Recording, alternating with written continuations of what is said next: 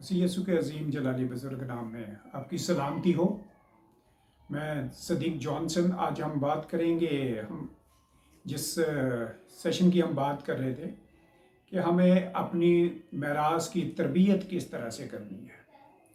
جو ہم نے حوالہ دیکھا تھا امثال کی کتاب 22 باب اور اس کی 6 آیت کہ لڑکے کی اس راہ میں تربیت کر جس راہ پر اسے جانا ہے تو وہ بوڑھا ہو کر بھی اس سے نہیں مڑے گا۔ ہم نے 2 سیشن میں بات کی تھی، آج بھی تیسرے سیشن میں ہم بات کریں گے کہ تربیت میں جب ایک بچہ کسی گھر میں پیدا ہوتا ہے اور وہ اس کی میراث کہلاتا ہے، تو پہلے ہم نے بات کی تھی کہ یہودی دستور کے مطابق ان کو کس طرح سے تربیت کی جاتی ہے، اس کو ماں کے پیٹ سے کس طرح سے تربیت دی جاتی ہے، اور پھر ہم نے بات کی تھی کہ ہمارے ایشیا کے اندر جو نچلا طبقہ ہے وہ اپنے بچوں کے ساتھ کس طرح کا بیہیو کرتا ہے اور کیا ان کی خامیاں ہیں کہ وہ اپنے بچوں کی تربیت نہیں کر سکتے۔ اور آج ہم بات کریں گے مڈل کلاس کرسچینٹی کی کہ وہ اپنے بچوں کی تربیت کس طرح سے کر رہے ہوتے ہیں۔ تو ان میں بھی جب ہم دیکھتے ہیں پاکستان کے اندر، انڈیا کے اندر اور اس طرح سے ایشیا ممالک کے اندر، تو کرسچنز کے اندر جو مڈل کلاس لوگ ہیں وہ بھی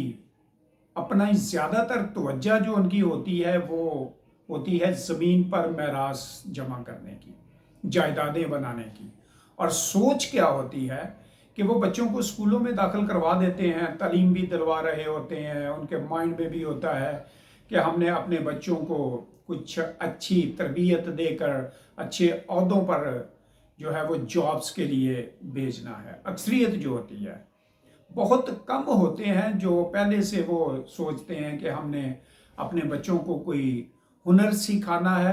یا کوئی بزنس ان کو کروانا ہے۔ یہ بہت کم تعداد میں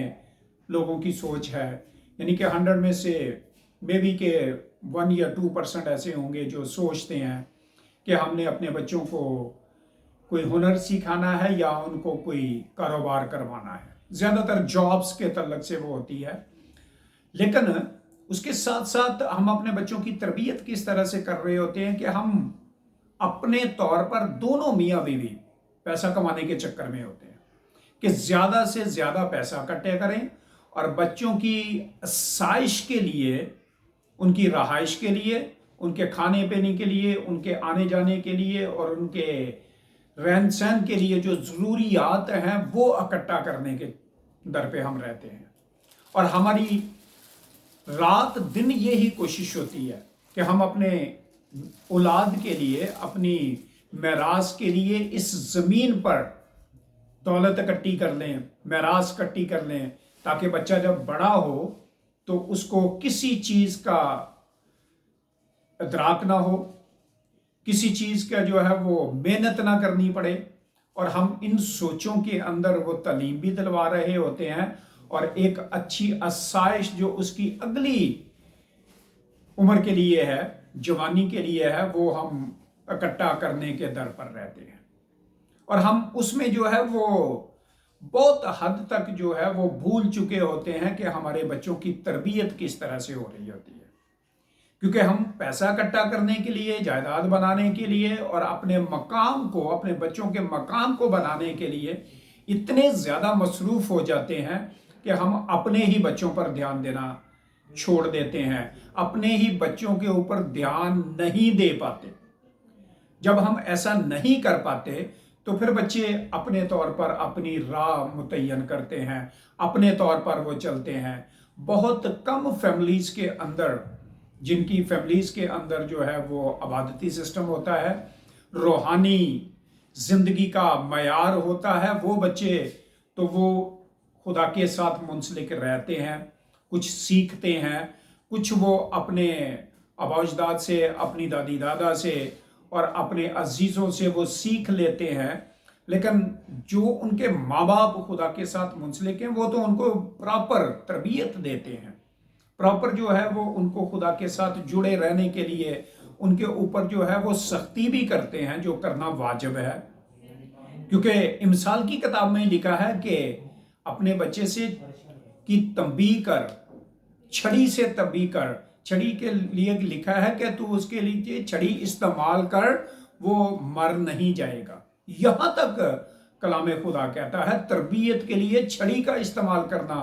भी हो तो वो हमें करना चाहिए, लेकिन ऐसा नहीं होता। हम इस तरह की तरबियत नहीं करते। बाज़-औक़ात हमारे पास पैसा जमा करने के लिए, दौलत इकट्ठी करने के लिए, जायदाद बनाने के चक्कर में हमारे पास वक्त नहीं होता, और बाज़-औक़ात हम अपनी भी आसाइश के लिए, अपने भी आराम के लिए जो है वो खुदा के लिए वक्त नहीं निकाल पाते, और बच्चे भी फिर वही कुछ कर रहे होते हैं। और फिर हम अपने बच्चों की दोस्तियों के ऊपर, अपने बच्चों के रहन सहन के ऊपर, कि वो किससे मिलते हैं, किसके पास बैठते हैं, किस तरह के माहौल में वो रहते हैं, उसको भी हम नज़रअंदाज कर देते हैं। और फिर वो बच्चे जब बेरहमी का शिकार हो जाते हैं तो फिर हम जो है वो गिला कर रहे होते हैं, बच्चों के खिलाफ भी, अपने रिश्तेदारों को भी बता रहे होते हैं कि हमारे बच्चे आज इस डगर पर चले गए हैं, ये उनमें खराबियां हैं, तो उससे बच्चे और ज़्यादा बदसन हो जाते हैं। इसके बावजूद कि हम खुदा के पास जाएं, खुदा के लोगों के साथ मशवरा करें, खुदा के रहनुमाओं के साथ, खुदा के खादमों के साथ मशवरा करें कि हमारी फैमिली के अंदर ये मसाइल हैं, हमें कोई तरीक़ाकार बताएं, हमें बाइबल के असूल सिखाएं कि अगर हम इस रवैया में, इस कामों में फंस गए हैं तो अब क्या तरीक़ाकार है कि हम अपने बच्चों को खुदा के हजूर में लेकर आ सकें और अपने आप को भी खुदा के पास ला सकें। हम वो भी काम नहीं कर रहे होते, और फिर हम अपने ही अंदर जो है वो घुटते रहते हैं, लेकिन हमारा वो ज़मीन पर माल जमा करने का सिलसिला जो है वो नहीं रुकता। वहां पर हम फिर भी यही सोच रहे होते हैं कि चलो इसको लिए घर बना दूं, इसको जो है वो गाड़ी दिला दूं, इसकी अच्छी आराइश का इंतज़ाम कर दूं। अगर ये नौकरी ना कर सका, अगर ये जॉब ना कर सका, तो चलो इसके पास घर तो होगा, अपनी आसाइश के लिए ज़रूरियात की चीज़ें तो होंगी। फिर भी हम दुनियादारी के लिए तो उसके लिए सोच रहे हैं, और उसकी नजात के लिए हमने फिर भी नहीं सोचा। लेकिन बहुत कम ऐसे हैं इस दुनिया के अंदर जिनकी दिन और रात अपनी औलाद के लिए ये तमन्ना और ये ख्वाहिश होती है कि उनको दुनिया में कुछ मिले या ना मिले, लेकिन खुदा की रफ़ाकत उनको मिलनी चाहिए। ये बहुत कम लोग हैं, लेकिन वही जिनकी ये जुस्तजू होती है, ये ख्वाहिश होती है, जब वो अपने बच्चों को खुदा की रफ़ाकत में ले आते हैं तो वो बच्चे बजाय के उनके लिए मुसीबत का सबब हो, वो उनके लिए रहमत बन जाते हैं, वो उनके लिए फ़ख्र बन जाते हैं, वो उनके लिए, अपने माँ बाप के लिए, अपने ख़ानदान के लिए वो इज्जत का सबब बन जाते हैं, और फिर माँ बाप भी उन पर फ़ख्र करते हैं। माँ बाप को भी अपने बच्चों पर फ़ख्र होता है कि हमारे बच्चे जो हैं वो बाबरकत बच्चे हैं, बाबरकत लोगों की जमात में रहने वाले हैं, और बाबरकत लोगों के दरमियान में रहते हुए उनके वसीला से ख़ानदान भी बरकत पाते हैं। अगर हम सब ऐसा सोचें तो खुदा हम सब के लिए करने पर कादर है, हम सब के लिए बाबरकत औलाद मुहैया करने पर कादर है, बाबरकत नस्ल देने के लिए वो कादर है। काश हम अपनी ज़िंदगियों पर गौर करें, अपने आप को जांचें। अगर हम लोअर क्लास में हैं तो अपने बच्चों की तरबियत के लिए सोचें। और इसमें मैं एक बात को ऐड करता चलूं, पाकिस्तान के अंदर क्रिश्चियन स्कूलों का एक वक्त में बड़ा नाम हुआ करता था, और आज वो नाम तो है, लेकिन वो नाम क्या है कि वो स्कूल, वो कॉलेजेस जो मसीही कॉलेजेस और स्कूल हुआ करते थे, आज वो कब्ज़ा माफिया की नज़र हो चुके हैं। आज उन पर कब्ज़े करके लोगों ने, जब हम उसकी अंदर तालीम हासिल करने वाले बच्चों पर गौर करते हैं, उन बच्चों को देखते हैं, तो वहाँ पर भी हमारे बच्चे जो बेरहमी का शिकार नज़र आते हैं। वो उनकी सोसाइटी, उनके तरीक़ाकार बिल्कुल वही होते हैं जो गली कूचों में घूमने वाले बच्चों के। बहुत कम होते हैं जो ख़ानदान के बच्चे, ख़ानदानी बच्चे रूहानी तौर पर जिनकी तरबियत हुई होती है, वो वहाँ से अच्छा जो है वो मुस्तकबिल लेकर निकलते हैं। लेकिन अक्सरियत जो है वो उसी तरह से फिर गली कूचों में जो है वो घूम रही होती है, और स्कूल कॉलेजेस के अंदर भी वही तरीकाकार होता है। इस पर भी हमें गौर करने की ज़रूरत है कि ये कोताहियाँ कहाँ पर हैं, ये गलतियाँ कहाँ पर हैं। और आज हमारे